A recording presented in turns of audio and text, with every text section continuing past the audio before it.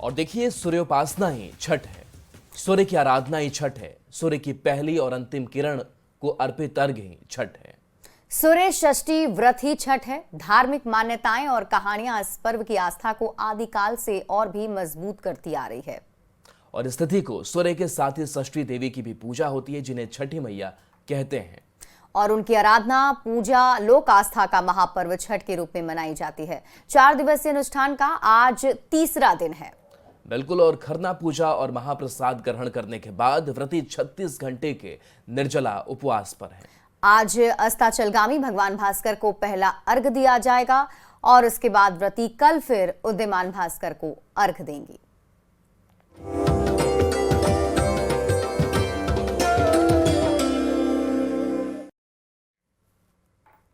तो आज अस्ताचलगामी भगवान भास्कर को पहला अर्घ दिया जाएगा, जिसकी तैयारी में व्रती जुटे हैं। अर्घ में ठेकुआ का सबसे ज्यादा महत्व होता है, लिहाजा कल की खरना पूजा के बाद ही पूरी शुद्धता और पवित्रता के साथ व्रती और घर के सभी सदस्य प्रसाद बनाने में सहयोग कर रहे थे।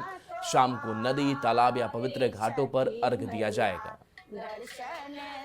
लोक आस्था के महापर्व छठ के तीसरे दिन आज अस्ताचलगामी सूर्य को अर्घ दिया जाएगा।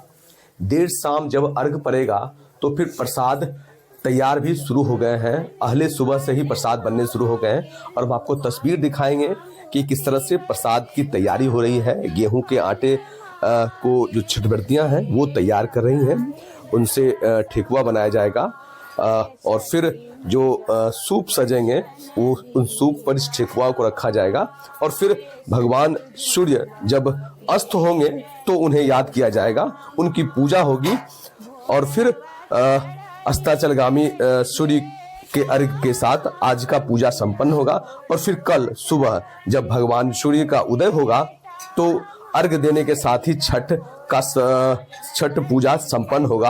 आज डूबते सूर्य को, अस्ताचलगामी सूर्य को अर्घ दिया जाएगा शाम को। इसके लिए हम लोग ठेकुआ का महाप्रसाद तैयार करा रहे हैं और हम सभी कुटुंब की महिलाएं एक साथ बैठ के इस व्रत के लिए बहुत ढेर सारा प्रसाद बनना पड़ता है, तो इसलिए आज सुबह से ही हम लोग प्रसाद बनाने में लगे हुए हैं। और जैसा कि आप देख रहे हैं कि ठेकुआ की तैयारी हो रही है और इसके साथ ही और भी कई महिलाएं हैं जो छठव्रतियां हैं वो पहुंची हुई हैं। सुबह से ही आप लोग लगे हुए हैं, कितने सुबह से जगी हैं? हम लोग 4 बजे से ही जगे हुए हैं और उसी समय से काम में जुटे हुए हैं और ये बहुत ही आस्था और श्रद्धा का पर्व है। छठी मैया सबकी मनोकामना पूर्ण करती हैं।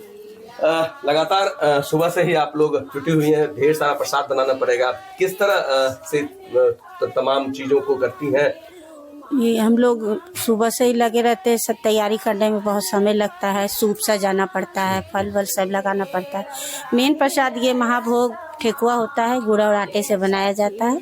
ये हम लोग सब महिलाएं सुबह से उठ के ही तैयारी। तो इन प्रसादों को सूप में रखकर और फल के साथ जो अस्ताचलगामी सूर्य हैं उन्हें अर्घ दिया जाएगा और फिर अगले दिन जब भगवान का उदय होगा तो उनकी पूजा होगी और इस महापर्व का जो महापर्व है वो संपन्न होगा। न्यूज़ 18 के लिए पटना से धर्मेंद्र कुमार।